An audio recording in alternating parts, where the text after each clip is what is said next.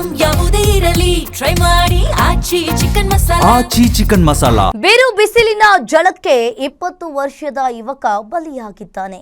ಬೀದರ್ನಲ್ಲಿ ಬಿಸಿಲಿನ ತಾಪಕ್ಕೆ ಜೀವವನ್ನೇ ಬಿಟ್ಟ ಯುವಕ ಉತ್ತರ ಪ್ರದೇಶ ಮೂಲದ ಅಹಮದ್ ಎಂಬಾತ ಬಿಸಿಲಿನ ಝಳಕ್ಕೆ ಸಾವಿಗೀಡಾಗಿದ್ದಾನೆ. ಬಿರು ಬಿಸಿಲಿನ ಝಳಕ್ಕೆ 20 ವರ್ಷದ ಯುವಕ ಬಲಿಯಾಗಿದ್ದಾನೆ. ಬೀದರ್ನಲ್ಲಿ ಬಿಸಿಲಿನ ತಾಪಕ್ಕೆ ಜೀವವನ್ನ ಬಿಟ್ಟ ಯುವಕ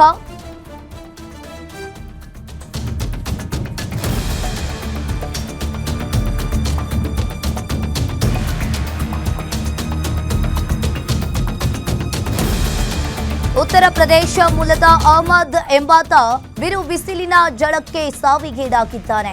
ಕಮಲಾನಗರ ಪಟ್ಟಣದಲ್ಲಿ 14ರಂದು ಈ ಅವಘಡ ಸಂಭವಿಸಿದೆ. ಇನ್ನು ಡಿಗ್ಗಿ ಕಮಲಾನಗರ ರಸ್ತೆ ಮಧ್ಯೆ ಬಿಸಿಲಿಗೆ ಕುಸಿದು ಈತ ಸಾವಿಗೀಡಾಗಿರುವಂತದ್ದು. ಇನ್ನು ಬೀಳುವ ಮೊದಲು ಮೆಕ್ಯಾನಿಕ್ ಶಾಪ್ ಬಳಿ ನೀರನ್ನ ಕುಡಿದಿದ್ದ. ಚಕ್ಕರ್ ಬರ್ತಾ ಇದೆ ಅಂತ ಹೇಳಿ ಕೆಲ ಹೊತ್ತು ವಿಶ್ರಾಂತಿಗಾಗಿ ಆತ ಕೆಳಗೆ ಕೂತಿದ್ದ. ನಂತರ ಡಿಗ್ಗಿ ಗ್ರಾಮದ ಕಡೆ ತೆರಳುವ ವೇಳೆ ಈ ಯುವಕ ತಲೆ ಸುತ್ತು ಬಿದ್ದಿದ್ದ. ಕಮಲಾನಗರದಲ್ಲಿ ಕಟಿಂಗ್ ಶಾಪ್ನಲ್ಲಿ ಈತ ಅಹಮದ್ ಕೆಲಸವನ್ನ ಮಾಡ್ತಾ ಇದ್ದ. ಬಿರು ಬಿಸಿಲಿನ ಝಳಕ್ಕೆ ಈತ ಸ್ಥಳದಲ್ಲಿಯೇ ಕುಸಿದು ಬಿದ್ದು ಸಾವಿಗೀಡಾಗಿದ್ದಾನೆ.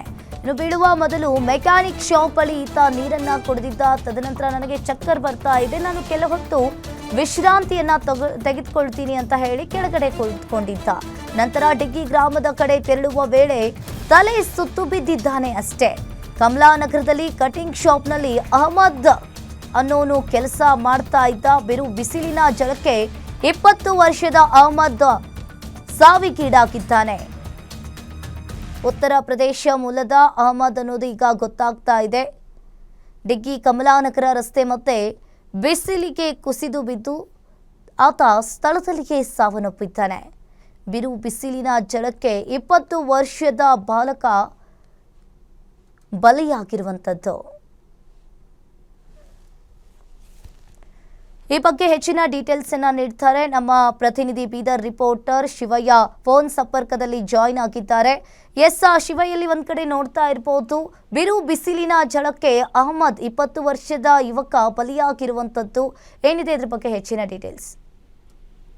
ಅಂಕಿತಾ, ನಿಜವಾಗ್ಲೂ ಏನು ಈ ಕಡೆ ಕಲ್ಯಾಣ ಕರ್ನಾಟಕ ಭಾಗದ ಏನು ಬೀದರ್, ಕಲಬುರಗಿ, ಯಾದಗಿರಿ, ರಾಯಚೂರು ಭಾಗದಲ್ಲಿ ಅತಿ ಹೆಚ್ಚು ಬಿಸಿಲು ಈಗ ದಾಖಲಾಗ್ತಿರುವಂತದ್ದು. ಪ್ರಮುಖವಾಗಿ ಏನು ಬೀದರ್ನಲ್ಲಿ ಕಳೆದ ಒಂದು ವಾರದಿಂದ 40ರಿಂದ 44 ಡಿಗ್ರಿ ಸೆಲ್ಸಿಯಸ್ ಬಿಸಿಲು ತಾಪಮಾನ ದಾಖಲಾಗ್ತಾ ಇರುವಂತದ್ದು. ಪ್ರಮುಖವಾಗಿ ಔರಾದ್ ಮತ್ತು ಕಮಲ್ ನಗರ್ನಲ್ಲಿ ಅತಿ ಹೆಚ್ಚು ಬಿಸಿಲಿನ ತಾಪಮಾನ ಇದೆ. ಈ ಮಧ್ಯೆ ಏನು ಈಗ ಬಿಸಿಲಿನ ಝಳಕ್ಕೆ ಬಿಸಿಲಿನ ತಾಪಮಾನ ಸಹಿಸಿಕೊಳ್ಳಾಗದ ಯುವಕ ಒಬ್ಬ ಕುಸಿದು ಬಿದ್ದು ಸಾವನ್ನಪ್ಪಿರುವಂತಹ ಒಂದು ಘಟನೆ ನಡೆದಿರುವಂತದ್ದು. ಕಮಲ್ ನಗರ್ನಲ್ಲಿ ಒಂದು ಘಟನೆ ಏಪ್ರಿಲ್ 14ನೇ ತಾರೀಕಿನಂದು ನಡೆದಿರುವಂತದ್ದು. ಈ ತಡವಾಗಿ ಬೆಳಕಿಗೆ ಬಂದಿದೆ. ಏನು ಆತ ಉತ್ತರ ಪ್ರದೇಶದ ಮೂಲದ ಮೊಹಮ್ಮದ್ ಸಮೀರ್ ಅಂತ 20 ವರ್ಷದ ಯುವಕ ಬಿಸಿಲಿನ ತಾಪಮಾನಕ್ಕೆ ಕುಸಿದು ಬಿದ್ದು ಸಾವನ್ನಪ್ಪಿರುವಂತಹ ಯುವಕನಾಗಿರುವಂತದ್ದು. ಏನು ಆತ ಮನೆಯಿಂದ ರೂಮ್ ನಿಂದ ತರಕಾರಿ ತರಲಿಕ್ಕೆ ಏಪ್ರಿಲ್ 14ನೇ ತಾರೀಕು 10 ಗಂಟೆಗೆ ಹೊರಗಡೆ ಬರ್ತಾನೆ. ಅಲ್ಲಿ ಬಂದ ಬಳಿಕ ಏನು ರಾಷ್ಟ್ರೀಯ ಹೆದ್ದಾರಿ ಮೂಲಕ ಹೋಗ್ತಿರುವಂತಹ ಸಂದರ್ಭದಲ್ಲಿ ಆತನಿಗೆ ಸಾಕಷ್ಟು ಒಂದು ಬಿಸಿಲಿನ ತಾಪಮಾನದಿಂದ ಆತನ ಆರೋಗ್ಯದಲ್ಲಿ ಸ್ವಲ್ಪ